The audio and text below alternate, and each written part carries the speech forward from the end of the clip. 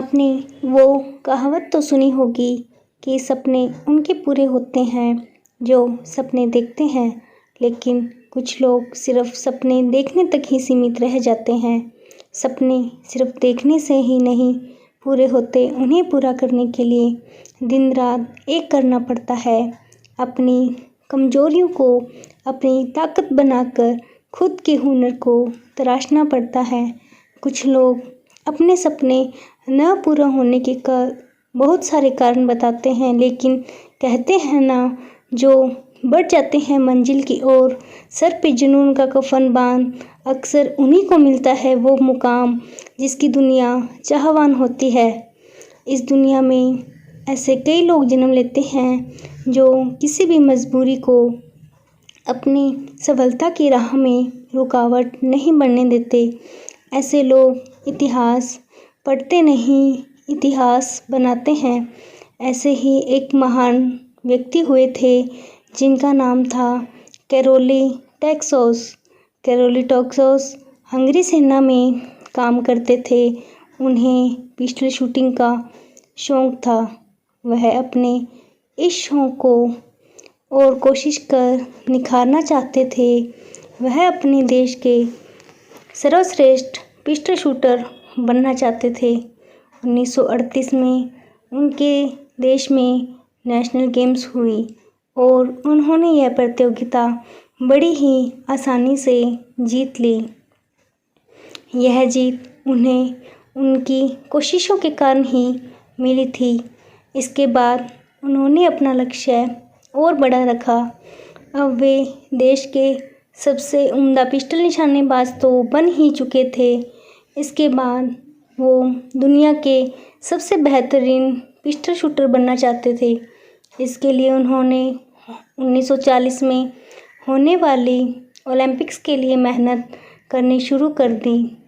अभी उन्होंने अपना सपना संजोया ही था कि इस सपने को तोड़ने के लिए ज़िंदगी की एक हकीकत उनकी हिम्मत तोड़ने का इंतज़ार कर रही थी। कैरोली टैक्सोस नेशनल गेम्स जीतने के बाद आर्मी ट्रेनिंग कैंप में गए। वहाँ ट्रेनिंग करते हुए एक हथगोला फेंकते समय उनके दाएं हाथ में ही फट गया और ये वही हाथ था जिससे वे पिस्टल शूटिंग करते थे। ये बिल्कुल वैसी ही स्थिति बन चुकी थी जैसी एकलव्य की थी। एकलव्य का अंगूठा कटने के बाद जो स्थिति हुई थी, यह स्थिति बिल्कुल वैसे ही थी, लेकिन एकलव्य ने फिर अपनी उंगलियों से धनुर्विद्या सीख एक नए ढंग को जन्म दिया था, जिसे आजकल तीरंदाजी में प्रयोग लाया जाता है। इस घटना ने उनको अंदर से झकझोर दिया। ये ज़िंदगी का ऐसा मोड़ था जहाँ लोग अपने लक्ष्य को, जाने वाले रास्ते को छोड़ के कोई और राह अपना लेते हैं, लेकिन कैरोली टैक्सोस ने हार नहीं मानी और इलाज के तुरंत बाद ही उन्होंने अपने बाएं हाथ को मजबूत करना शुरू कर दिया। इसके बारे में उन्होंने किसी को कुछ नहीं बताया। काफ़ी मुश्किलें आने के बावजूद भी कैरोली ने हार नहीं मानी। 1 साल बाद वे दोबारा खुद को तैयार करने में जुट गए। लगभग 1 साल बाद 1939 के नेशनल गेम्स में कैरोली पहुँचे। वहाँ मौजूद सारे लोगों के चेहरे पर खुशी के भाव आ गए। वहाँ आए प्रतियोगिता को लगा कि कैरोली टैक्सोस उन्हें प्रोत्साहित करने आए हैं, लेकिन जब उनको पता चला कि कैरोली उन्हें प्रोत्साहित करने नहीं अपितु उनसे मुकाबला करने आए हैं, तो आए हुए सभी प्रतियोगी आश्चर्यचकित रह गए। इस गेम में उन्होंने ना सिर्फ बढ़िया प्रदर्शन किया, बल्कि सभी को हराकर बहादुरी की एक नई मिसाल कायम की। वे रातों रात पूरे देश के हीरो बन गए। उनके अंदर 1940 में होने वाली ओलंपिक्स जीतने का सपना अभी भी अपनी जगह बनाए हुए था। पर कहते हैं ना कि इंसान के चाहने भर से ही मात्र क्या होता है, होता तो वही है जो ऊपर वाला चाहता है। कैरोली के साथ भी कुछ ऐसा ही हुआ। सन 1940 में होने वाली ओलंपिक्स दूसरे विश्व युद्ध के कारण रद्द हो गई। कैरोली टॉक्सेस के सामने एक और नई मुश्किल ने कदम बढ़ा लिए थे, लेकिन कैरोली टॉक्सेस इससे जरा भी हताश नहीं हुए थे और 1944 में होने वाली ओलंपिक्स के लिए तैयारियां शुरू कर दी। पर अभी भी उनके सब्र का इम्तिहान बाकी था। सन 1944 में होने वाली ओलंपिक्स भी दूसरे विश्व युद्ध के कारण रद्द हो गई। इससे बुरा क्या हो सकता था। पहले कैरोली का हाथ चला गया और फिर ओलंपिक के 2 मौके भी चले गए।